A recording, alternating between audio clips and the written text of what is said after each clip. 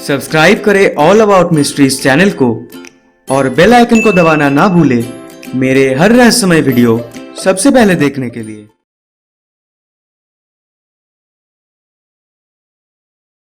दोस्तों, time travel के बारे में तो आपने कभी ना कभी जरूर सुना होगा और अनेक हॉलीवुड साइंस फिक्शन मूवीज में देखे भी होंगे कि कोई व्यक्ति किसी टाइम मशीन में बैठ के बड़े ही आसानी से अतीत या भविष्य का सफर कर लेते हैं। मगर आज के समय में ये महज एक साइंस फिक्शन के अलावा और कुछ नहीं है।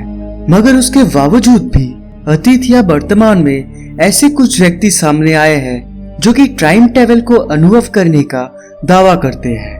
दोस्तों, आज आप इस वीडियो को देखते रहिए और मैं आपसे ऐसी एक व्यक्ति के बारे में बात करने वाला हूँ जो कि अपने 1 साल के कोमा में रहने के दौरान भविष्य में 3906 साल में समय यात्रा करने का अनुभव किए थे।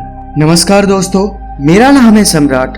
एक बार फिर से आप सभी का स्वागत है ऑल अबाउट मिस्ट्रीज में।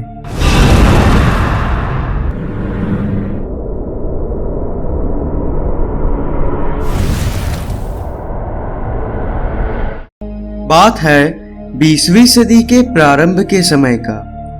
मध्य यूरोप में रहने वाला पॉल एमेडेस डीनक पेशे से स्विस ऑस्ट्रेलियन टीचर हुआ करता था। उस समय वो एक अजीब दिमाग की बीमारी से भुगत रहा था जिसे एन्सेफेलाइटिस लेथार्जिका के नाम से जाना जाता है। इस बीमारी के चलते वो पहले 1917 में 15 दिन के लिए और फिर 1921 में पूरे 1 साल के लिए कोमा में चला गया।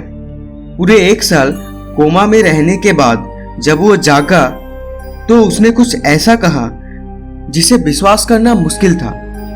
पॉल ने बताया कि उसके कोमा के अवस्था में वो पूरी तरह से अपनी होश और आवाज में था और उसने कुछ ऐसा अनुभव किया जो सच में हैरान करने वाला था। उसने बताया कि कोमा में रहने के दौरान उसका अंतर्मन भविष्य के किसी दूसरे व्यक्ति के शरीर में प्रवेश कर गया था जो कि सन 3906 का एक भौतिक विज्ञानी एंड्रियास नॉर्थन था।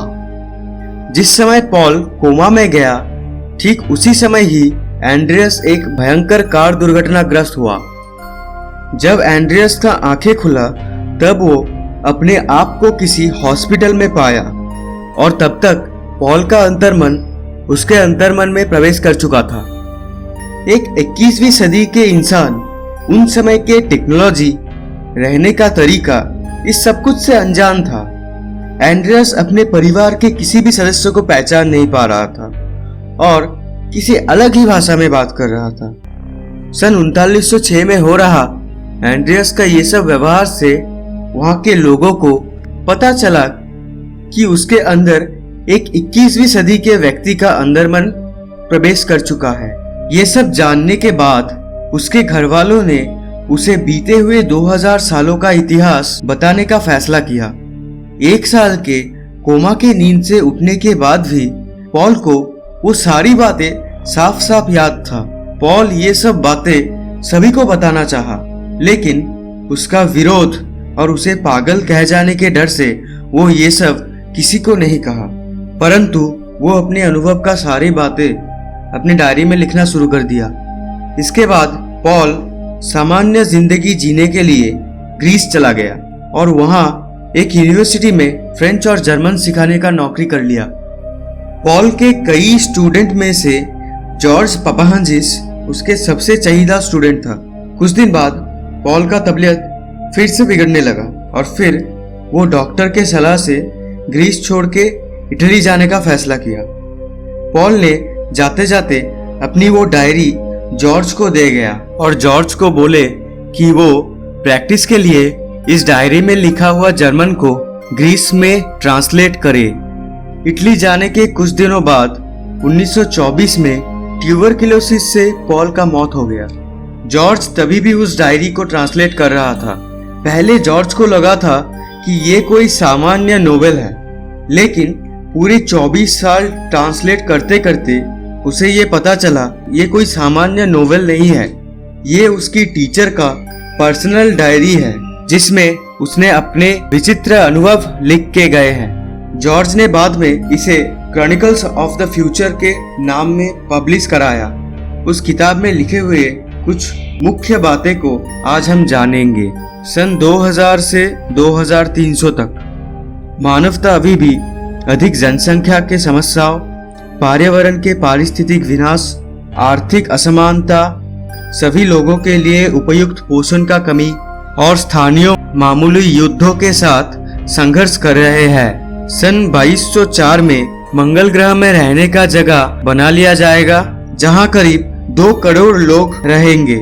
लेकिन सन 2265 में किसी विशाल प्राकृतिक तबाही की वजह से वो सारे लोग मारे जाएंगे और इंसान फिर कभी मंगल में बस्ती बसाने के बारे में नहीं सोचेगा। सन 2309 में संचय और गैरहल समस्याओं के परिणाम स्वरूप एक और बड़ा आपद धरती पे आएगा और एक महान विनाशकारी युद्ध शुरू होगा और इसके फलस्वरूप सभ्यता के एक बड़ा हिस्सा विलुप्त हो जाएगा। सन 2396 सभी देशों के सहमति से पूरी दुनिया का एक सरकार बनाया जाएगा, जिसे ग्लोबल पार्लियामेंट कहा जाएगा, जिसका कंट्रोल नेताओं और पूंजीपति के हाथ में ना होकर वैज्ञानिकों और मानवतावादी लोगों के हाथ में होगा। पूरी दुनिया से मुद्रा व्यवस्था यानी मनी सिस्टम खत्म हो जाएगा और लोगों का जीवन आसान होगा। ग्लोबल पार्लियामेंट छोटे देशों को आगे ले जाने और सभी के लिए समान अधिकार लागू करने में जोर देगा, लेकिन अलग अलग देशों की सरकारें अपने फायदे के लिए ग्लोबल पार्लियामेंट का विरोध करेगा। अधिकारों के ये लड़ाई अगले 5 सदियों तक चलेगा और फिर समाधिकार लागू हो जाएगा। सन 2300 से 4000 का समय मानव जाति का स्वर्ण युग होगा। इंसान के लिए हर चीज मुफ्त में उपलब्ध होगा, किसी का अपना कोई निजी संपत्ति नहीं होगा, सब एक बराबर होगा। मानवता नैतिक मूल्य और आध्यात्मिक ज्ञान को सबसे बढ़कर माना जाएगा। लोग अपनी पूरी जीवन में केवल 2 ही साल काम करेंगे और वो भी 17 से 19 की उम्र में आकर। समाज को चलाने के लिए केवल कुछ ही कानून शेष रह जाएंगे। दुनिया से अपराध नाम का चीज विलुप्त हो जाएगा। इस किताब में लिखे हुए ये सब बातों का विरोध करते हुए लोगों ने कहा कि ये बस एक मनगढ़ंत कहानी के किताब है, जिसके आसपास एक दिलचस्प वाकया बता के इसे बेचा जा रहा है।